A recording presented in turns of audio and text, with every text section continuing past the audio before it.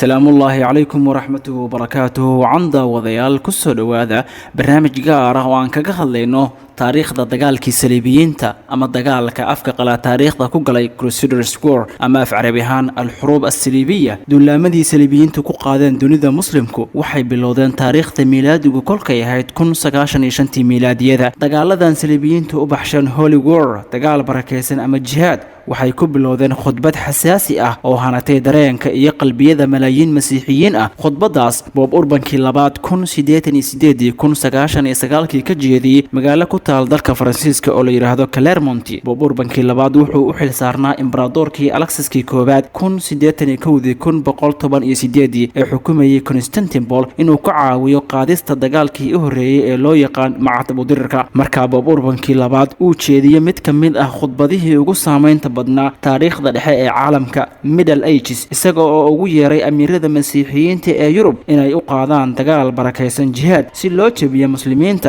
loogana badbaadiyo dhulka barakaysan khudbad uu ka jeediyay golihii Clermont oo ku yeelay Faransiiska November 1995 ayaa asaaska u dhigtay fikradda ugu yeeraysa masiixiyiinta inay u xaj tagaan dhulka barakaysan si taas loo gaaro waa in dagaal barakaysan lagu qaado muslimiinta wuxuuna ugu yeeray diin laawayaal ama oo ula jeeday muslimiintii Turkiyiinta ahaa oo xukumayay dhulalka ay ka mid tahay Qudus intaa wixii ka dambeeyay waxaa si xiriir ah u bilowday duulaamadii Macatib Udirka oo ilaa 7 duulaan ahaa intii u dhaxaysay 1995 ilaa 1999 xoogaga Saliibiyiintu waxa ay duulaankii koobaad oo socday 1995 ilaa 1999 ku qabsadeen Qudus halkaas oo muslimiintu ka talinayeen tan iyo 638 miilaadiyada Qudus waxa qabsaday Godfrey Napoleon kadib markii laga qabsaday muslimiinta halkaas waxa ka dhacay xasuuq aan cidna loo aabayeelin habeenkii Saliibiyiintu soo galeen Qudus iyo maalintii ku xigtayba waxay waqtigooda siiyeen leynta muslimiintii Qudus ku noolayd oo ay ku jireen dhammaan dadkii ku sugnaa gudaha masjidka Al-Aqsa xitaa dumar iyo carruur lama badbaadin yahuudi magan gashay ama ku gabanayay xarumahooda cibaadada iyaga oo nool ayay Saliibiyiintu ku dhaxgubeen goobihii ay magan galeen Yurubiyiinta duulaanka ahaa waxa kale oo ay burburiyeen taalooyinkii loo dhisay wadaadadii waaweynaa ee masiixiyiinta Orthodox-ka